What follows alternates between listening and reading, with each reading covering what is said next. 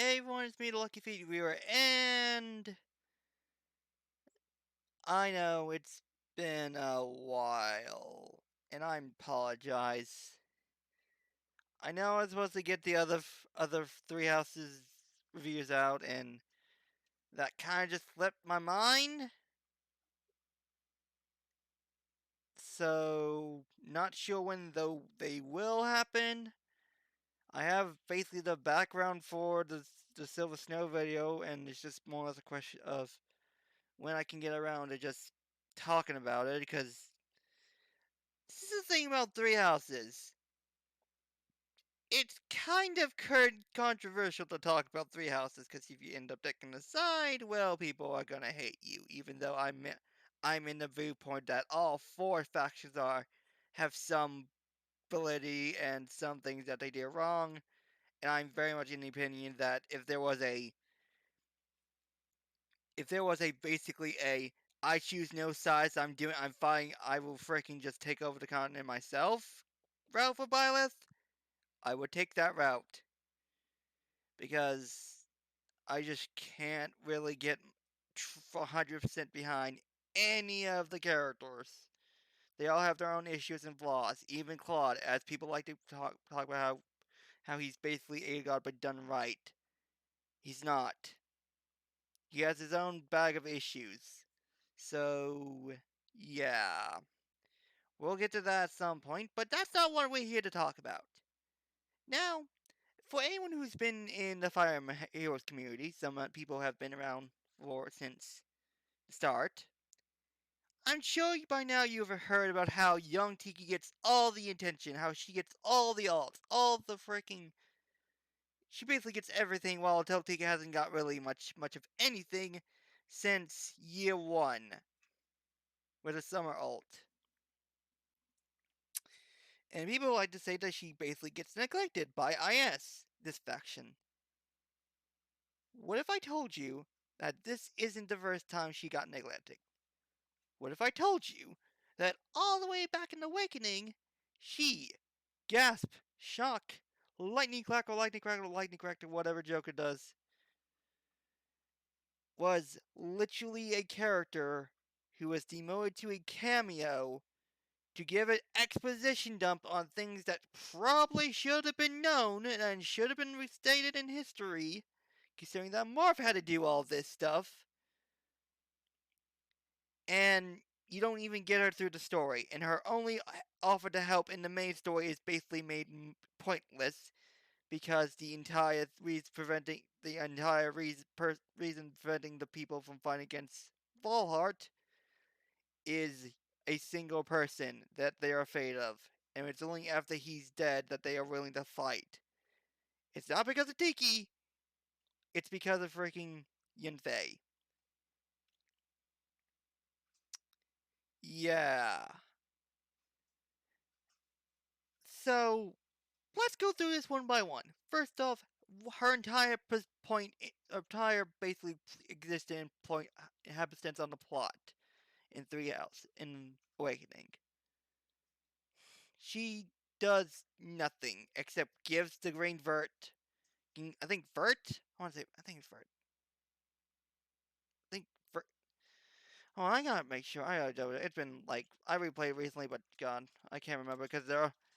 Emblem gemstones. Because it's both like I think. Which one is it? Which one's the one that? Hold on, Binding Shield. I'm sorry. I'm sorry, people. Hold on.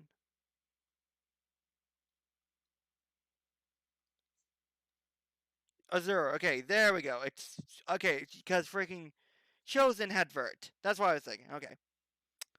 So she gives you Vert. She more or less gives an explanation about Grima and everything they have to do. Basically a summary of what the plot from here on out is going to be about in preparation for the fight against Grima. And then she just makes a comment about how Robin feels familiar to her, not even trying to look into that or whatsoever. And then she just fricks off to try and get rallied the people against Walhart, only to not for it to not work because Yin Fei is a thing and people are afraid of him. And that's it. That's literally her entire freaking. That's entirely her plot. She doesn't appear anywhere else in the story. She doesn't appear at the end of the whole the Valm arc. She's just gone.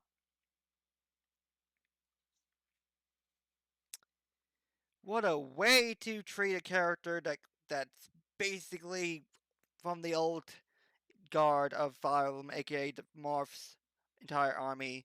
Way to treat her like she meant nothing. Now, now that we've done basically destructed how honestly pointless she is in the context of the story and how literally this could have just been handled anyway else, let's talk about how basically she did. People like imagine people are gonna make comment of, oh well, she's there so to act as as a being to worship for Naga. I would like you all to quickly remember a certain character that we end up fighting during the Walmart. A certain woman from we had to fight right before, you know, Basilia was supposed to die. Pharaohs.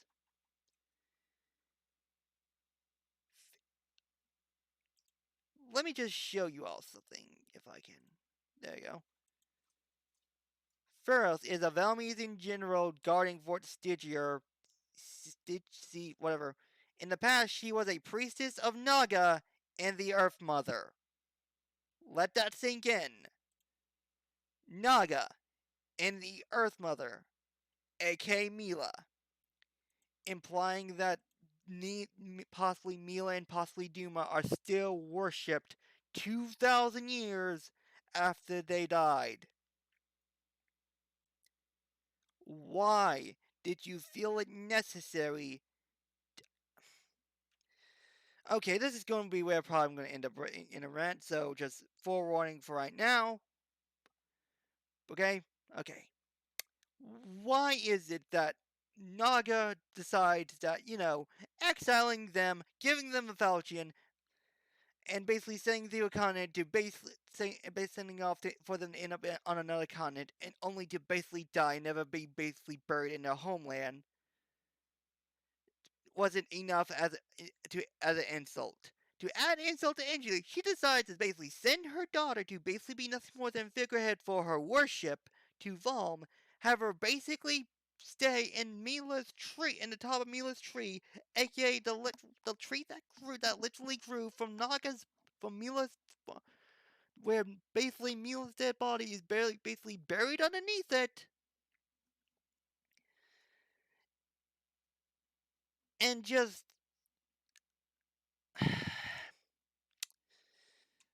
then there's also the fact that the whole Naga's birthplace, whatever it is, I can't remember what it's called, but that place where we basically get the place where Tiki's xenology paralog took place. How it's basically described as the place where Naga was born, even though Valm is literally where she sent where basically how Mila and Duma ended up in exile. And how dragons have never stepped foot on Valentia/Valm before. So, is this supposed to be the birthplace of the current iteration of Naga? Because if so, and if the theory about how the current iteration of Naga is just Nagi is true, that would imply that for 1,000 years, Naga's current iteration grew up right under Mila and Duma's nose, and the two were none the wiser.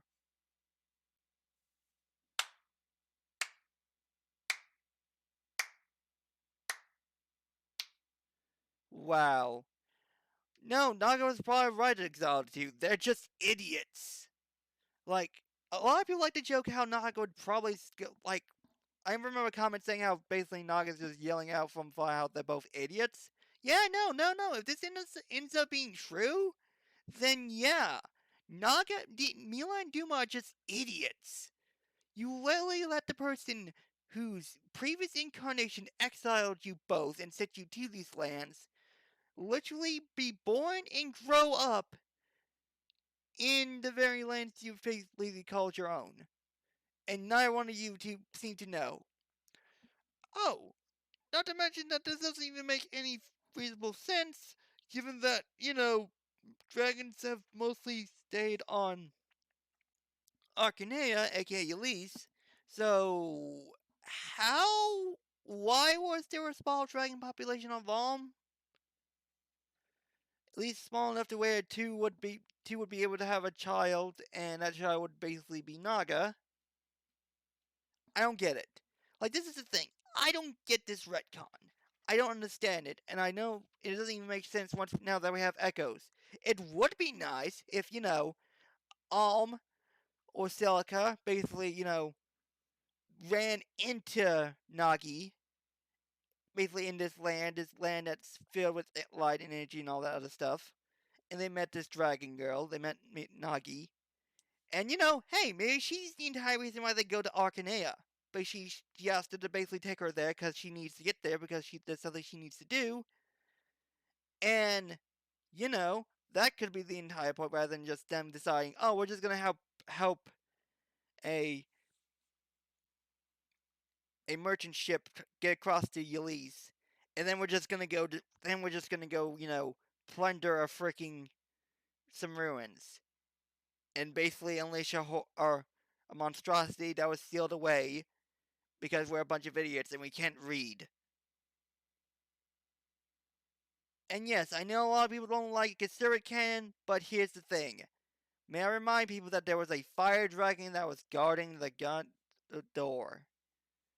There was a fire dragon guarding the door. There are only two Valentians in existence, so it's either Alm's fault or it's Mars' fault, and I feel like if they make it Mars' fault, if they go with that route, then that's just literally adding insult to injury to everything Marth did. I'm pretty sure that would be enough to get the Fire Emblem community to basically riot against IS because it's bad. Like a lot of people didn't like how they handled Chris being basically Marth. I doubt they would like that. Anywho, so from not only lore and we have this constructed Tiki being involved making no sense. We deducted from a story that it also makes no sense. So now let's address the character aspect. Wait, why would Tiki ever go to Valm and stay for any extended time when she has no connection to the land, no connection to the people there, nothing to establish her there, nothing that would have her basically stay there and keep the continent safe? All that is back on Elise. Like, all of that is back on Elise. So why would she ever go to Valm? Especially if she's just being there as nothing more as a figure of worship for her mom. Like, come on. The thing that bugs me about how they done Tiki Awakening is that they basically had her as a cameo when they could have done so much more. She doesn't even have supports with like Crom or Lucina, Marth's descendants. She doesn't even bring up Chris. Like, yeah, she alludes that possibly Crom is more like is more like his ancestor in either Henri or I don't even want to think Henri because apparently that was 1,000 year before. That's not even about 1,000 year beforehand. And when you actually look into it, apparently she's referring to Sigurd himself, implying that their bloodline basically traveled to Yliz and ended up with Henri, and Henri basically not Henri, but Adrena. I can't remember. Basically, the guy that stole the binding blade, the freaking Fire Emblem, and the three Protherion basically conquered Arcanea. That guy. That guy. That's what I'm talking about. Because Henri is a descendant of that guy, and then Marth is a descendant of Henri, and then Crom and Lucina are descendants of freaking Marth. Also, apparently the first act was there as well, and it's just weird. And it's like we don't get to hear her thoughts about the whole Crusades, about how she probably hates their grandfather because he basically went against everything Marth and his ideas would have stand for. No talks about Chris, given how she's basically the only person who's still alive and would know about Chris and his exploits and everything he's done. It's it's kind of infuriating how Tiki was handled in Awakening. And how some people think that it's only in Heroes that she's being neglected. No, she's been neglected since freaking Awakening, guys. She got the shaft in Awakening. She was nothing more than a cameo. Her entire purpose was an expedition dump and give you a magical MacGuffin or McMuffin, whichever you prefer. And then her quote unquote help amounted to nothing because the main reason everyone was afraid of Valm or Valhart was because of Yin Fei. And once he was dead, everyone was willing to rally together in order to fight Valhart. So again, this Heroes is not how she was mistreated. She's been mistreated since Awakening, which leads me to the final part of this video. How would I change her parents if a remake of Awakening ever happened? How would I change it? First off, look, outside of maybe not having Sable, given that basically they need an excuse to, try to find it, have the Fire Emblem freaking complete. It makes no sense not to have that complete. It doesn't make any sense for the first exo to break it in 5 pieces, and 2 of which goes to Valm, who, why are they even involved in any of this, given that, they've been minding their own business. They've more or less always minded their own business, and now they're being basically used as, hey, hold on to these. We may need it one day. It's like, why? Why are they being trusted with this? I just like. Do you all forget what happened with Mars and how basically because the Fire Emblem was broken apart, that the seal on the dragon table keeping all the mad dragons sealed away broke and they began flooding the world? Y'all, apparently that's no longer a thing, but we're never told how it is. And if it's no longer a thing, we need at least be told what happened. Did Naga just decide to mercy kill all of them and just kill them all? Did Grima kill them all? Did they just die out? Like, what's the story there? We need to know. Sorry, my throat's getting a bit harsh from all this talking. Secondly, Tiki would not be involved. We're not even going to address that. That's just a dumb idea. And again, Awakening is apparently known for its many dumb ideas, like deciding to have Olivia basically have a partner from Crom join in the last possible chapter, and the only way you can basically do this supports is by basically cheesing the game, by basically having Crom not support with anyone, and then just have him basically do 2 Trust with Olivia in order to basically get that ending. It's stupid. It's dumb, it's stupid, and it's just infuriating that they basically decided to have Olivia join in the last chapter. When you should be getting a lot of pre-promotes by now, given that, it's chapter 11, basically the last chapter before the time skip, and we're only now getting a answer.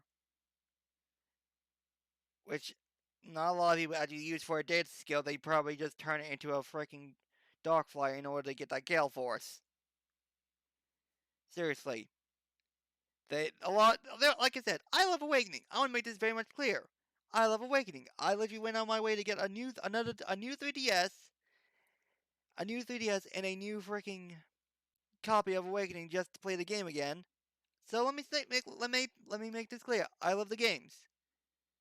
They have issues though, and this is stuff that should have been addressed, but it wasn't. Anyways, back to my original rant side. How would Tiki handle? Simple. She would basically be on Mount Prism with Naga, Naga would send her to basically help the shepherds. She would probably get involved in all of this. She would probably be more heavy focused plot heavy character. Given that, she's old and she knows a lot of stuff. She's kind of a sage-like character, even though that actually no, that makes sense. She's a sage-like character because she's been around for a long time and she has a long time to learn stuff. Why is this even a thing? Like seriously. Anyways, I think I've gone enough on a rant about how Tiki was basically neglected long before he ever started doing it, before it was cool to do it. Awakening did it before it was cool. So yeah. So again, hopefully the other three house routes are gonna be on the way whenever I decide to get to them. Again, apologies for not doing them sooner, but it's just honestly a controversial mess to get into any of them because you're gonna get yelled at by one side or another. Even though I'm very much in the opinion that all four sides have their own merits and detractable stuff that kind of makes it all more gray. Anyways, thank you guys for watching. See you guys next time. Goodbye.